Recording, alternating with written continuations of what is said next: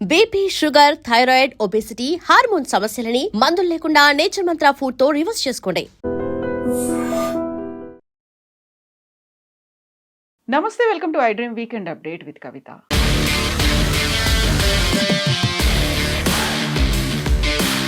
కాంగ్రెస్ నాయకుడు MP Rahul Gandhi parliament సభ్యత్వాన్ని రద్దు చేయాలి, జీవితకాలం మళ్ళీ ఎన్నికల్లో పోటీ చేయకుండా చూడాలి అని బీజేపీ ఎంపీ నిషికాంత్ దూబే పార్లమెంటులో ఒక నోటీస్ని జారీ చేశారు.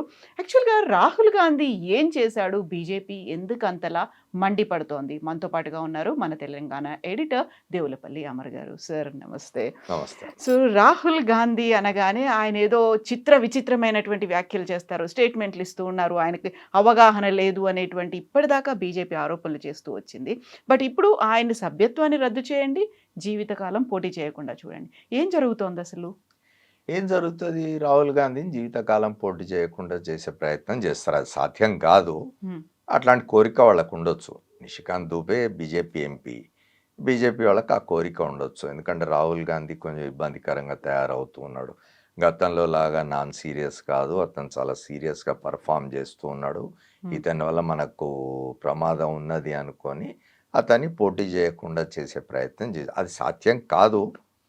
ఒకవేళ చేసిన అతను పోటీ చేయకుండా, జీవితకాలం అతను పోటీ చేయకుండా చేసిన అవుతుందా? కాంగ్రెస్ పార్టీలో ఇంకే నాయకుడు ఉండడా? ఇంకే నాయకుడు వచ్చి వీళ్ళను ఇదే తరహాలో లేదా ఇంతకంటే ఎక్కువ ఇబ్బంది పెట్టడా? కాంగ్రెస్ కాకపోతే ఇతర పార్టీలు లేవా? ఇవాళ దేశంలో మమతా బెనర్జీ ఉంది, ఆమెనేం చేస్తావు?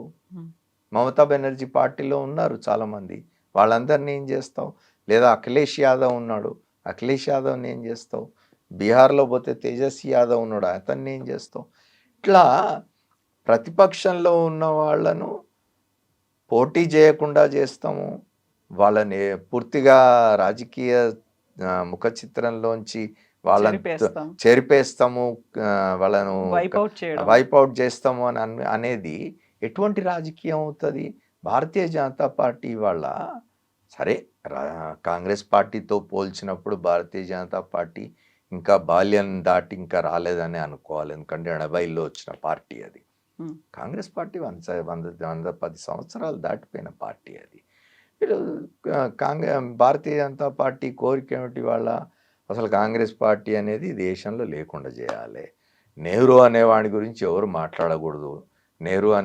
నెహ్రూ అనే వ్యక్తి ఈ దేశానికి స్వాతంత్రం తీసుకురావడానికి జరిగిన పోరాటంలో 10 ఏళ్ల పైన జైల్లో ఉన్నాడనే విషయం కానీ, ఆ తర్వాత ఆయన అనేక సంవత్సరాలు తొలి ప్రధానమంత్రిగా ఉండి ఈ దేశంలో వచ్చిన, మీరు పేరు చెప్పండి, ఏ ప్రతిష్టాత్మక ఇన్స్టిట్యూషన్లు తీసుకున్నా జవహర్లాల్ నెహ్రూ కారణంగా వచ్చినాయి. ప్రాజెక్టులు వచ్చినా, ఐఐఎంలు వచ్చినా, ఐఐటీలు వచ్చినా, ఇతర వచ్చినా, అంటే నేను అవన్నీ ఇక్కడ ఉదాహరించడం నాకు టైం సరిపోదు, కానీ అన్ని సంస్థల్ని ఆయన పెట్టినాడు. ఆయన కనుక తొలి ప్రధానమంత్రిగా ఉండకపోతే, ఆయనకు ఆ విజన్ లేకపోయింటే ఇవాళ ఈ పరిస్థితుల్లో ఈ దేశం ఉండేది కాదు. కాబట్టి ఇవాళ భారతీయ జనతా పార్టీ, కాంగ్రెస్ ఉండొద్దు, రాహుల్ గాంధీ ఉండొద్దు, వీళ్ళందరినీ మొత్తం చెరిపేయాలే దీని మించి, రాజకీయ పటం మీద నుంచి అని అనుకోవచ్చు. దానికి ఇంకో కారణం కూడా ఉన్నది. భారతీయ జనతా పార్టీ పరిస్థితి వాళ్ళ బాగలేదు అనేక రకాలుగా. ఎట్లా అంటే మన 2024లో జరిగిన ఎన్నికల్లో వాళ్ళు అబ్కే బార్ 400 పార్ అనుకుంటే 240 దగ్గర ఆపేసినారు ప్రజలు. దాని మీద కూడా కొన్ని అనుమానాలు ఉన్నాయి, కొన్ని సందేహాలు ఉన్నవి. రేపు జరగబోయే ఎన్నికలు, 2029లో జరగబోయే ఎన్నికల్లో పరిస్థితి ఎట్లా ఉంటుందో తెలియదు. ఇప్పటికే 3 సార్లు అధికారం ఇచ్చినారు ప్రజలు, 4వసారి అధికారం ఇస్తారా? ఇటీవలి కాలం ఈ దేశంలో ఎప్పుడు కూడా కేంద్రంలో 4 పర్యాయాలు ఒక పార్టీ అధికారంలో ఉన్నది లేదు.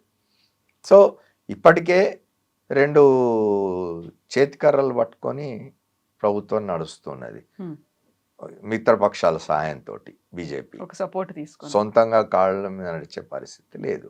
రేపు ఎట్లా ఉంటుందో తెలియదు. ఆ డెస్పరేట్ దీనిలో ఉన్నారు. రెండోది, విపరీతమైన ఇవి బయటకు వస్తూ ఉన్నాయి చూడండి మీరు.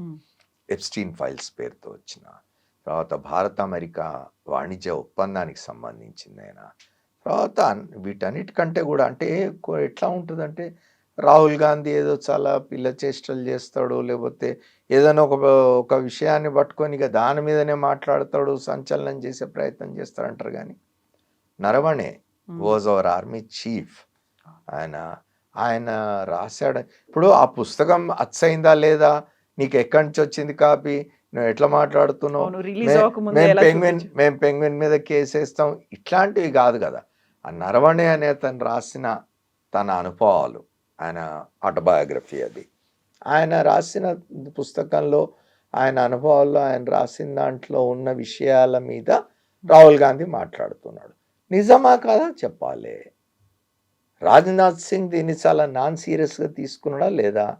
నరవణే అందులో రాసినాడు కదా గ్యాల్వన్ సంబంధించి.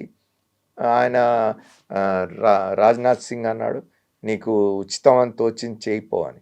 అట్లా ఉండదు కదా ప్రభుత్వం. ఇంకో దేశంతో మనం ఇంకో దేశాన్ని హ్యాండిల్ చేస్తూ ఉన్నప్పుడు ఇండియా చైనాకు సంబంధించిన వ్యవహారం అది, అంత నాన్ సీరియస్గా ఉండదు. ఇట్లాంటి చాలా నరవణి పుస్తకంలో ఉన్నాయని. నువ్వు ఆ పుస్తకం ఎట్లా బయటకు వచ్చింది, అది ఇంకా పబ్లిష్ కాలే కదా, నీకు ఆ కాపీ ఎట్లా వచ్చింది, నువ్వు జిరాక్స్ తీసినావా, లేకపోతే వాడిని ప్రింట్ చేసి ఇచ్చిండా, ఇది కాదు కదా చర్చ. ఆ పుస్తకంలో కంటెంట్ ఏమిటి? నరవణే అనే అతను ఇట్లా తీసిపారేదగ్గవాడు కాదు, అమర్ లాంటి వాడు కాదు, సాధారణ పౌరుడు కాదు. అతను చీఫ్ ఆఫ్ ఆర్మీగా పనిచేసినవాడు. అప్పుడు పనిచేసిన కాలంలో జరిగిన విషయాలు రాసినాడు ఆయన. మాట్లాడండి వాటి గురించి, మీ తప్పు లేకపోతే ప్రూవ్ చేసుకోండి. అట్లాగే అమెరికాతో జరిగిన వాణిజ్య ఒప్పందం తీసుకోండి మీరు. దానిలో కూడా ట్రంప్ అనేవాడు మీరు రష్యా నుంచి చమురు కొనొద్దు అని అంటే రాహుల్ గాంధీ అడగొద్దా? రాహుల్ గాంధీ ఏమన్నాడు లోక్సభలో, మీరేమిటి మనం రష్యా నుంచి కొనుగోలు చేయాలా వద్దా, లేదా ఇంకే దేశం నుంచి చమురు కొనుగోలు చేయాలి, అసలు చమురు మనం ఎక్కడి నుంచి కొనాలి అనేది ట్రంప్ ఎవరు మనకు ఆదేశించడానికి, నిర్ణయాలు ట్రంప్ ఎవరు చేయడానికి మన తరఫున? అంటే భారతదేశాన్ని చివరికి ఎవరి చేతిలో పెడుతున్నారు మీరు? ఇదంతా మీరు ఎందుకు చేస్తున్నారంటే మీకు ఊపిరాడని పరిస్థితున్నది. ప్రధానమంత్రి వాళ్ళ ఊపిరాడడం లేదు, ఆయన గొంతు పట్టుకున్నారు. ఎందుకంటే ఆయనకు సంబంధించిన వ్యవహారాలు వాళ్ళ చేతుల్లో ఉన్నాయి కాబట్టి అని చెప్తున్నారు.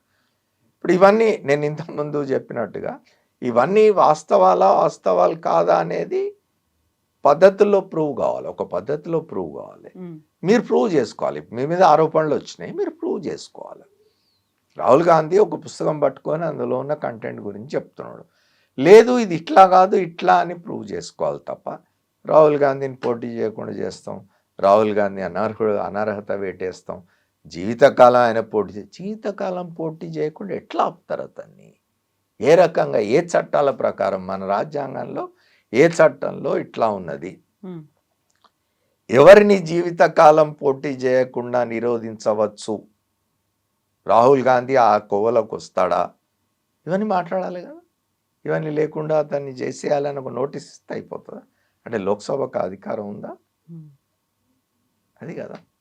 ఇక్కడ వాళ్ళు చెప్తున్నటువంటి మాటలు, రాహుల్ గాంధీ విపరీతంగా విదేశీ పర్యటనలు చేస్తూ వస్తున్నారు, వాటన్నిటికీ డబ్బు ఎక్కడొస్తోంది, అందులో దేశద్రోహులతో ఆయన చేతులు కలిపాడేమో అనేటువంటి అనుమానాలు మాకు వస్తున్నాయి. ఇది నిషికాంత్ దుబే పార్లమెంట్లో మాట్లాడిన మాటలు. ప్రూవ్ చేయాలి కదా. ఇప్పుడు రాహుల్ గాంధీ విదేశాలకు పోతున్నాడు, విదేశాలకు పోవడం నుంచి ఏమి ఇది లేదు కదా, బ్యాన్ ఏం లేదు కదా. భారతదేశ పౌరుడు వేరే దేశానికి పోకూడదు అనే నిషేధం అయితే ఏం లేదు కదా. పోనీ ఆ స్థాయిలో ఉన్నవాడు పోకూడదు అనే నిషేధం లేదుగా. నిబంధనలు ఏమన్నా ఉంటే వాటికి కట్టుబడిపోయాడా, అతిక్రమించిపోయాడా చూడండి. అతిక్రమించిపోయి ఉంటే దానికి సంబంధించిన చట్టాలు ఉన్నవి, ఆ చట్టాల ప్రకారం అతన్ని ఎట్లా ప్రాసిక్యూట్ చేయాలో ఆలోచించండి.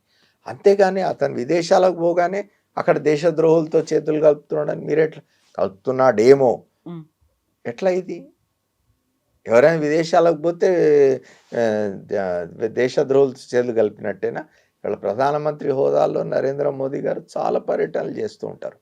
ఆయన పోయి ఫలానా చోట ఫలానా పని చేసినాడని అట్లా నోటికొచ్చినట్టు ఆరోపణలు చేయడం ఎట్లా కరెక్ట్ అవుతుంది? ప్రధానమంత్రి ఒక బాధ్యత గల స్థానంలో ఉన్న వ్యక్తి, ప్రధానమంత్రి ఈ దేశానికి చాలా ముఖ్యమైన దీనిలో ఉన్న వ్యక్తి, ఆయన గురించి ఇష్టం వచ్చినట్టు మాట్లాడకూడదు కదా. అది కూడా అదే ఇది ప్రతిపక్ష నేతకు కూడా వర్తిస్తుంది. రాహుల్ గాంధీ లోక్సభలో ప్రతిపక్ష నాయకుడు, ఒక ప్రధానమైన రాజకీయ పక్షానికి ముఖ్య నేత అతను. అట్లాంటి వాడిని పట్టుకొని మీరు ఆషామాషిగా మాట్లాడితే అది ఎట్లా అవుతుంది? అది ప్రధానమంత్రినైనా, రాహుల్ గాంధీనైనా, ఇంకే బాధ్యత గల నాయకుడి గురించి అయినా అట్లా ఆధారాలు ఉంటే వాటిని ప్రాపర్ వీటిలో పెట్టాలి, ప్రాపర్ చర్యలు తీసుకోవాలి. అంతేగాని నోటికి వచ్చినట్టు మాట్లాడడం సరైనది.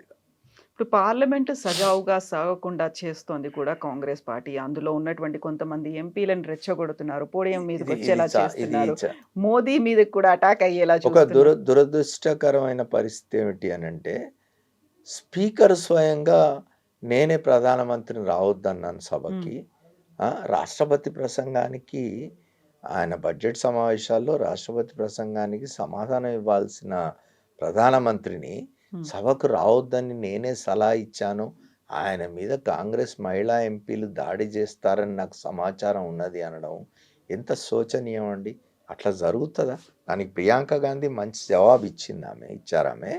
కానీ నిజంగా కూడా అట్లా జరుగుతా అంటే, ఇప్పుడు లోక్సభ అయినా అసెంబ్లీ అయినా ఆ ప్రెసిడెంట్స్, ఆ లోక్సభ అంతా కూడా స్పీకర్ ఆధీనంలో ఉంటుంది.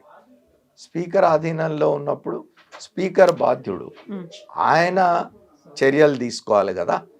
అక్కడ భద్రతా చర్యలు ఆయన కంట్రోల్ ఉంటాయి. ఇప్పుడు లోక్సభ కానీ రాజ్యసభ కానీ పార్లమెంట్ ఆవరణలో ఉండే సెక్యూరిటీ సిస్టమ్ అంతా కూడా స్పీకర్ కంట్రోల్లో ఉంటుంది. ఏం చేస్తున్నావు నువ్వు మరి? అంటే నువ్వు ఫెయిల్ అయినావు, రాజీనామా చేసిపోవాలి కదా. అందుకే వాళ్ళు నోటీస్ ఇచ్చినారు కాంగ్రెస్ వాళ్ళు, ఆయన మీద అవిశ్వాసం పెడుతూ. అంత దుర్మార్గమైన ఇది స్పీకర్ స్థానంలో కూర్చొని ఆయన ప్రధానమంత్రి మీద భౌతిక దాడి జరిగే అవకాశం ఉంది కాబట్టి రావద్దని చెప్పిన అనేది బహుశా ఈ దేశ చరిత్రలో, ఇంకే దేశ చరిత్రలో కూడా ఉండదు, ఈ దేశ చరిత్రలో ఇది రేపు ఏమంటారు, సువర్ణాక్షరాలు అన్నాను నేను, బ్లాక్ లెటర్స్లో లిఖించబడి ఉంటుంది. అంత అన్యాయం అది.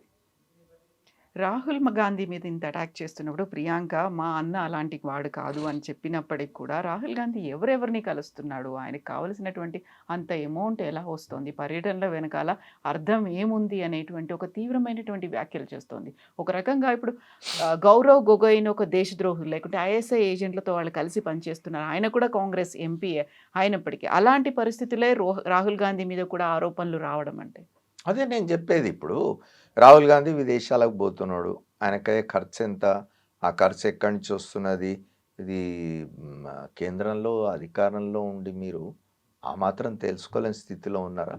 మీ ఇంటెలిజెన్స్ అంత వీక్, అంత బలహీనంగా ఉన్నదా? ఆయనకు డబ్బు ఎక్కడి నుంచి వస్తున్నది, ఆయన ఎంత ఖర్చు చేస్తున్నాడు, విదేశాలకు వెళ్తే ఆయన ఎక్కడ ఉంటున్నాడు, ఎవరిని కలుస్తున్నాడు అనే విషయాలు తెలుసుకోనేంత బలహీనమైన నిఘా వ్యవస్థ ఉన్నదా మీకు? అజిత్ దోవల్ చాలా గొప్ప నిఘా అధికారి అని కదా మనం అందరం మాట్లాడుకునేది. ఆయనే కదా మీకు మూడు టర్ములుగా మీరు అధికారంలో ఉన్న 2014లో అధికారంలోకి వచ్చిన నాటి నుంచి ఇవాల్టి వరకు ఆయనే కదా మీకు నిఘా వ్యవహారాల విషయంలో సలహాదారుగా ఉన్నాడు. మొత్తం అంతా ఆయన పర్యవేక్షణ జరుగుతున్నది కదా. తెలుసుకోవాలి. ఒకవేళ నిజంగా రాహుల్ గాంధీ ఈ దేశ భద్రతకు సంబంధించి కానీ లేదా ఈ దేశ సమైక్యతకు సంబంధించి కానీ వ్యతిరేకంగా ఏమైనా చేస్తూ ఉంటే చర్యలు తీసుకోండి, చూపియండి, ఆధారాలు చూపండి, దానికి సంబంధించిన కేసులు పెట్టండి, చర్యలు తీసుకోండి. అంతేగాని నోటి మాటగా ఆయన ఎవరినో కలుస్తున్నాడేమో అనే అనుమానంతో ఆయన జీవితకాలం పోటీ చేయకుండా చేయాలి అనడం అనేది నీ బలహీనతను బయటపెడుతున్నది, నీ చేతగాంతనాన్ని బయటపెడుతున్నది. నువ్వు బలహీన పడిపోతున్నావు, రేపు మళ్ళీ అధికారంలోకి రానేమో అనే నీ అభద్రతను బయట పెడుతున్నది అనేది భారతీయ జనతా పార్టీ గుర్తుపెట్టుకోవాలి. ఇప్పుడు పార్లమెంట్ ఎలాంటి డెసిషన్ తీసుకుంటుంది సార్? నిజంగానే ఒక నోటీస్ ఇచ్చారు, 0 ఓవర్లో వచ్చింది అంటే ఐ డోంట్ థింక్ అది నిషికాంత్ దుబే ఇచ్చిన నోటీసు ఇట్లా బయట చర్చకు అట్రాక్ట్ చేయడానికి ఉపయోగపడుతుంది తప్ప I don't think it is possible. అది అతన్ని జీవితకాలం పోటీ చేయకుండా అనర్హుడిగా ప్రకటించే నిర్ణయం తీసుకునే అవకాశం ఉందని నేను అనుకోవడం లేదు. అట్లాంటి ఏదైనా పిచ్చి పని వీళ్ళు చేసినా కూడా న్యాయస్థానాలవి, బయట అది లేకుండా ప్రజా కోర్టులవి. Thank you so much. Thank you very much. Thank you sir. Thank you.